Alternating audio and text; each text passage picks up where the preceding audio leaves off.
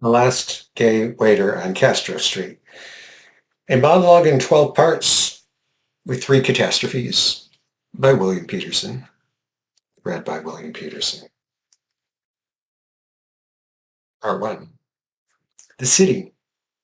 San Francisco's Castro Street in 1983.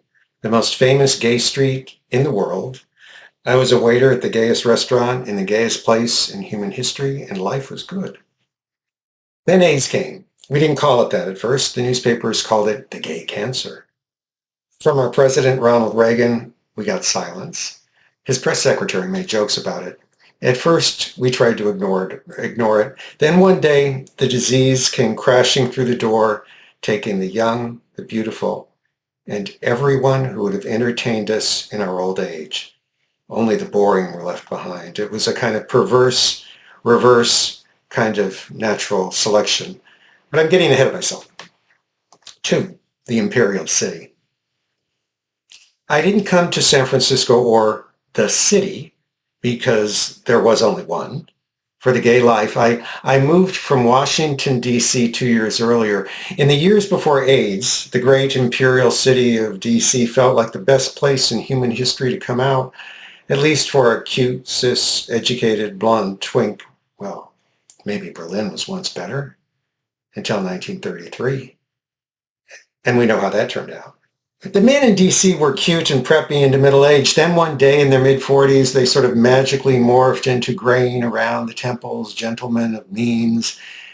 And to be a man of means was to possess power and influence. As Nixon's Secretary of State Henry Kissinger put it in his creepy Dr. Strangelove German accent, power is the ultimate aphrodisiac. Our bars and discos, they had preppy names. They were like the Bachelor's Mill. I'm not making this up. The Bachelor's Mill, the Lost and Found, the Frat House.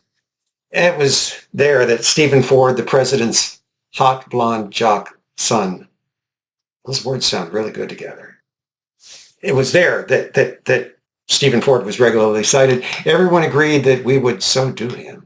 And when Reagan ran for president, everyone at the frat house knew someone who claimed to have bonked Reagan's Nellie's son, Ron Jr., a ballet dancer. You go, girl. It was a city where claims on access to the powerful, that was your currency. They connected you to the right people. They got you to the right parties. They got you laid and farting in silk sheets in the morning.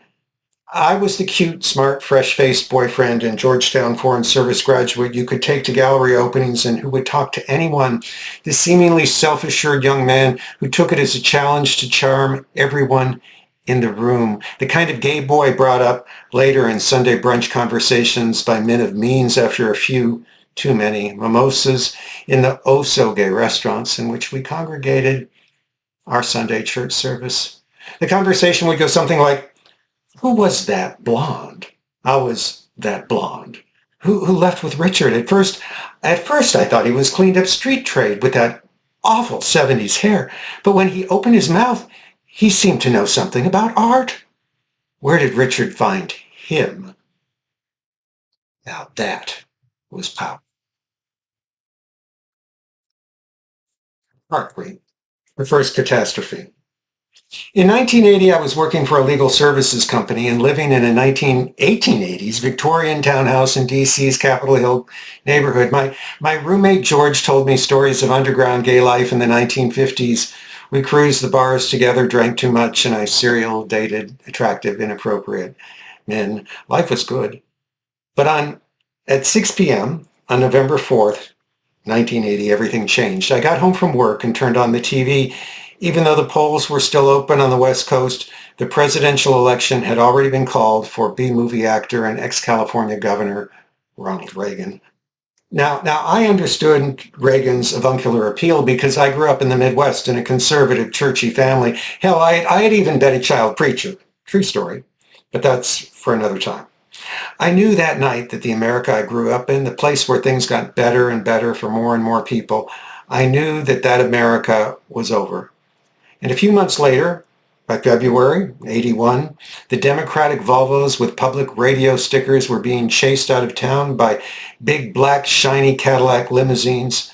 American steakhouses replaced classy old French bistros, and vulgarity and the Christian right had invaded my beloved city.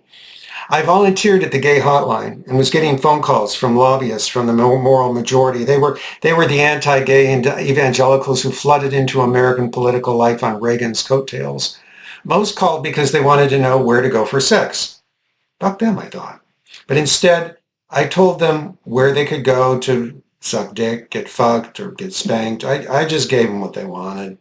A year earlier, I had organized our group's participation in the first National Gay and Lesbian March in Washington, D.C. There was no LGBTQI plus then.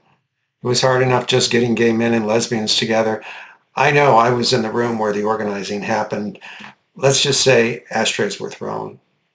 But on the day of the march, I got our group on the evening news with our pink balloons that proclaimed gay hotline on one side and our phone number on the back.